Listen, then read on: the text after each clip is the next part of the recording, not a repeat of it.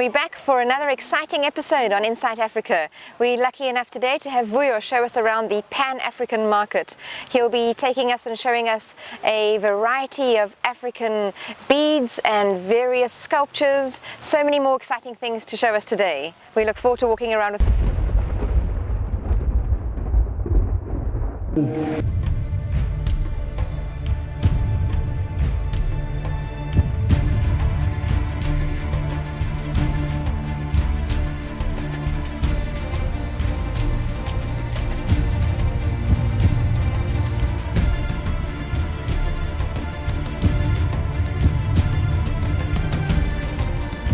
My name is Vuyo Koyana.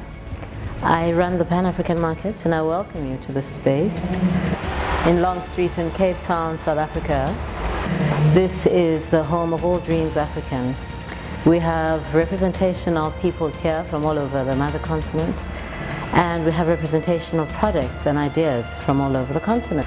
The vision is to create a space for all the dreams and visions of African creatives to come together and flourish and grow and find a space to be. So I would like to invite you to just come on a walk with me and experience this place, meet the people, smell the smells, see the beautiful products, and just be with us.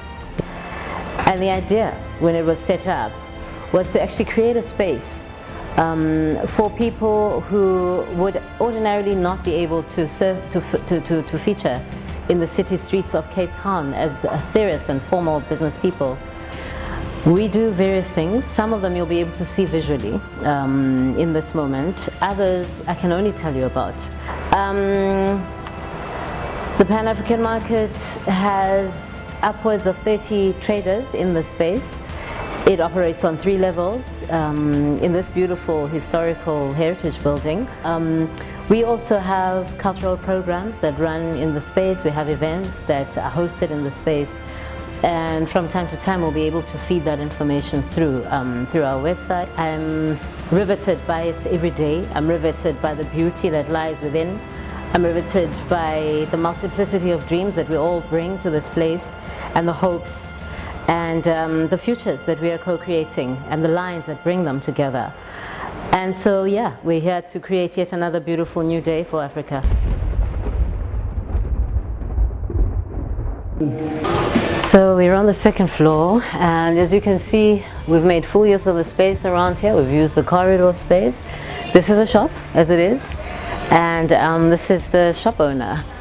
And a lot of her products are from all over, so there isn't a law that says if you're from a particular region of the continent you should only purvey those products, but we prefer a mixing and a matching, so therein lies some of the Pan-Africanness that we speak of. And similarly here we have products from all over the continent, from Cameroon, from KwaZulu-Natal here in South Africa. We've got some of the beadwork. We have some jewels from Ivory Coast. We've got some jewelry and some beadwork from Swaziland, from Namibia, from Zimbabwe, and yeah, we've got Africa here. We have Africa right here. Yeah, and so it is.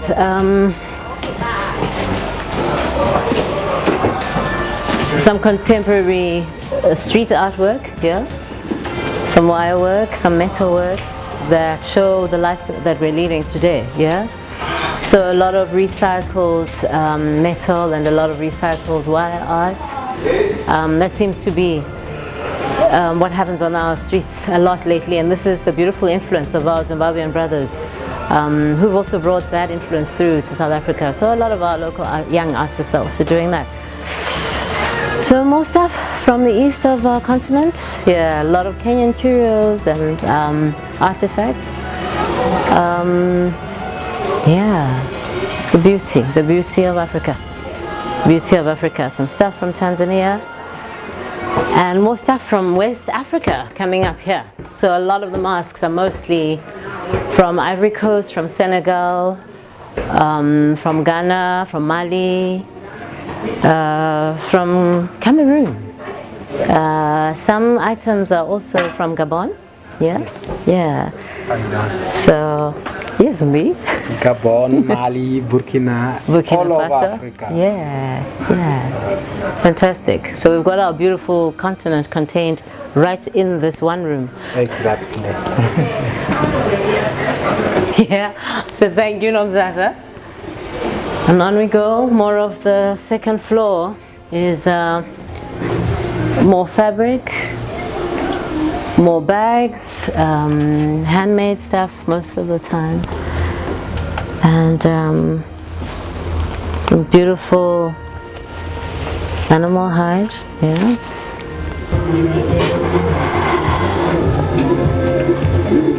There's much that we do with fabric in this place.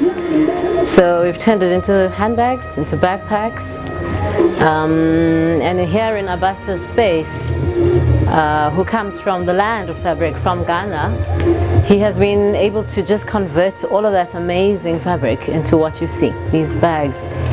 And yeah, look at him. Look at how he's dressed. He's quite a model. Yeah, so thank you, Abbas. Yeah.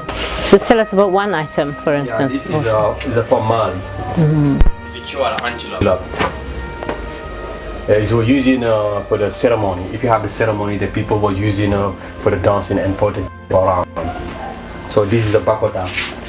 The origin is a Gabon in Cameroon. You know. As we go through into this store over here, we'll experience more West African arts, the colonial figures, which yeah, over time have become very popular. They came in as an idea of mockery and saying, who are these people that look like this that are coming to do such things? So they were almost like a social commentary piece. This is our art gallery.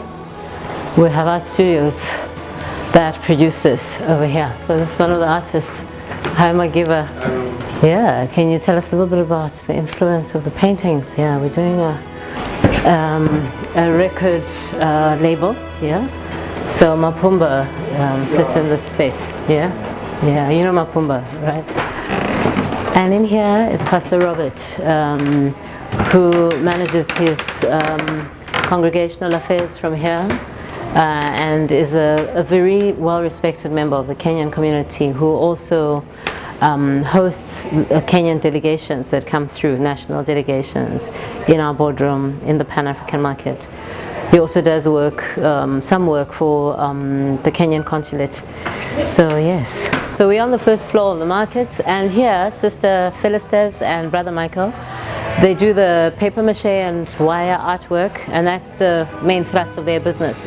But you can see it's supported by a whole lot of other wire and bead related works. So a very creative space. They make these right here on the premises, and they have soapstone, they have all sorts of other stones, basketry, and beautiful products to take home for anybody who loves things memorable. Yeah. Each of the piece have a meaning where it come from and what was used for, because long time ago in Africa it was not a religion. So people will live in the traditional way and also use certain atelier for different purposes. So when you look at the mask represents a culture, a tribe of the people. Also, each of the masks here have a meaning where it come from and what it was used for. The color of the mask and also the design in the cut of the mask represent each tribe and also represent something. We have masks like that, which is called the Bakota. The Bakota is actually from Gabon, used for funeral dancing ceremony, and it is made with wood and the copper. We have pieces like a damji. This is what they call the damji. The damji is a copy of the original damji, which is on my right there. People get inspired from the original damji and they start making this one, especially here in South Africa. This is made in South Africa. This is a dame mask. The dame mask is actually also come from Ivory Coast and also Guinea. It's a mask is also used for different dancing ceremony, like end of the year. We have what here we call It comes from the Cameroon, the picnics in Cameroon. It's wood covered with copper, and this piece here is actually used as a protection dancing ceremony. The king will put the share in the middle, and then the task will be on the side, representing, protecting it from all the bad spirits. We have what we call the Benin collection. The Benin collection is actually a bronze, come from Nigeria, and these are not like original ones. These are the ones who just make it look like originals. So also people that cannot afford the original can also have something in their home and also see it as an art. These are Benin bronze from Benin City, Nigeria. We have up there what we call the Bamileke feather hat. The hat is used end of the year. The original one was used end of the year when people finish working farm. It's also when people was like funerals. Each of the color were representing a part of the tribe and also part of the people who come to this funeral. And that's what they call the Bamileke hat. The hat, these are not the original one. This is made with a chicken feather and color weight. This is a pot. The pot is actually a very nice pot, not the original one. Once again, it is a very carving pot, actually coming from the Banso in Cameroon. Banso tribe. This pot here is actually made for decoration and also to store some stuff. The original one was made end of the year when people finish working the farm. They will put the food inside and they celebrated the dance around the pot to have a good harvest. So, but this here is more decorative. We have what? Yeah, we have. This is a not also the original one, that is under 10-year-old, which is very nice pot. It's also from Banso, Cameroon, used for. And this is from Kalakuta Art in Lagos, yeah? So there's been a beautiful mockery of the styles that women wear as their hairdos over time. And so many of those pieces are used in hair salons, but people are also just using them as artwork in their homes and spaces. So Madame G's, hello. Bon appetit. Yeah. So can we come through and will you tell us a little bit about what's inside? Yeah. So yes, more West African art, more Central African art, some original pieces, yeah. Some of those beautiful bronzes, and some not so original pieces, yeah? So, Africa in all its glory. Thank you.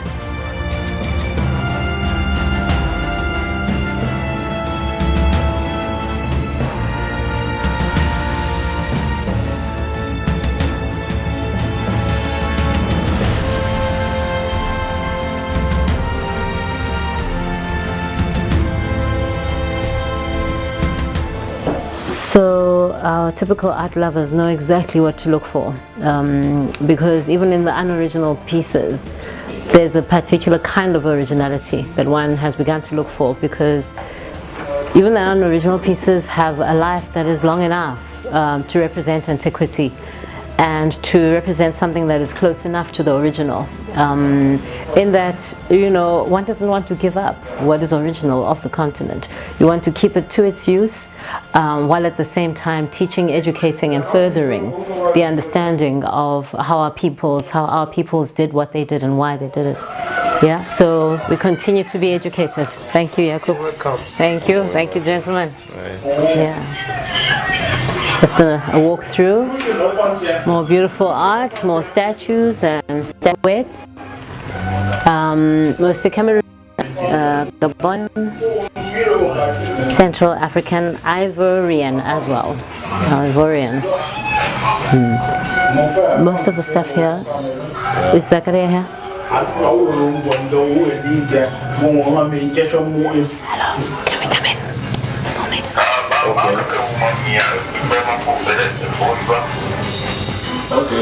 Focus on his shoes. Look at those beautiful shoes. Yeah.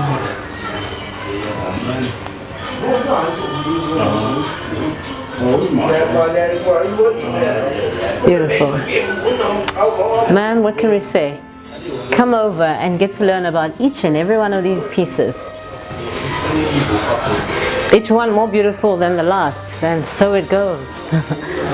And Sister Rochelle here has got some beautiful items for some take home, some jewelry, some home decor, cushion covers, some scarves, some handbags, handmade, some hand painted fabrics, some batiks. Mostly from where? Can you tell us more about your products?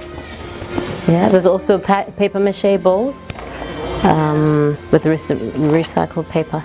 Yeah, some wire bowls. Yeah. So, where's most of your stuff from?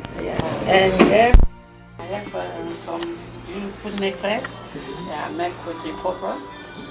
Yeah. And here I have also beautiful necklace. Come from Kenya. And they also from Zulu. Yeah. All this from Kenya. Tell us about the beautiful jewelry from your daughter. Where is it? Yeah. I have also Her daughter who lives in Cameroon makes those beautiful pieces. I have Standing also up for a few. beautiful necklace, handmade it from my daughter in Cameroon. Here is some bangle. So soft. On the other side is fabric, and then the beadwork is actually sewed on, which is quite irregular. Usually you have the roughness of the beads on you. So very original and beautiful idea. Yeah. Brother Isaac, hello. Music is sold from here. We have some CDs from all over the continent. We have some artwork and some original Maasai pieces from Kenya and Tanzania regions. Some candles, some handmade African art on them. So welcome to Africa, some Maasai blankets in different colors, and they are gorgeous hues. Yeah. And then this is the Ndebele doll. Yeah. Oh, this is how these mamas would dress back in the day, and in some instances today too. Yeah. Some Ndebele. So yeah. More jewelry. A woman can never be jeweled enough, yeah? And sometimes I think even a man. Yeah. So more Maasai jewelry, more Maasai artwork. Yeah. All over here. Yeah, the most splendid colors that we get from the Maasai creativity. And through here.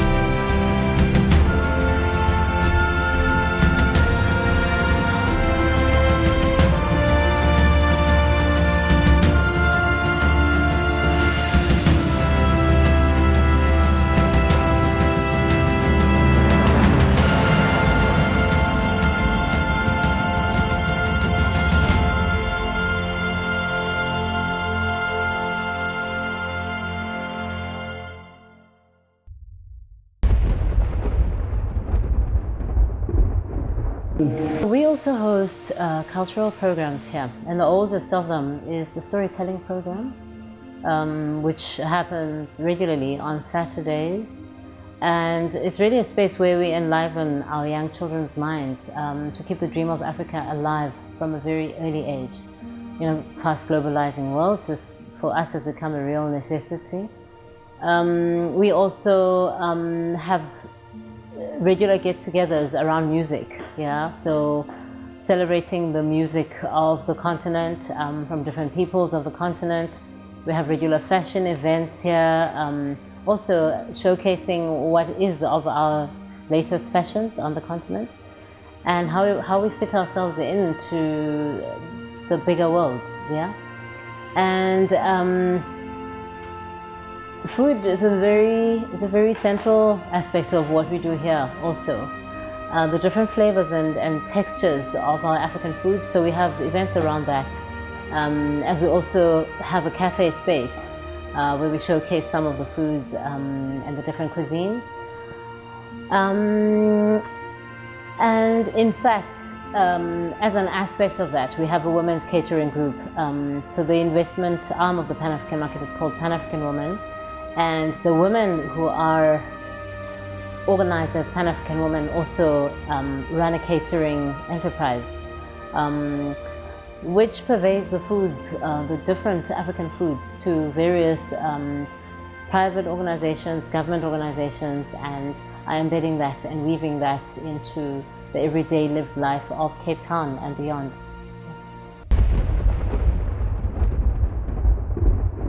And that brings us to the end of another exciting episode. Vuyo is the man behind the Pan-African market, and we are most grateful to him for taking us around. I'm your host, Charlene Miles.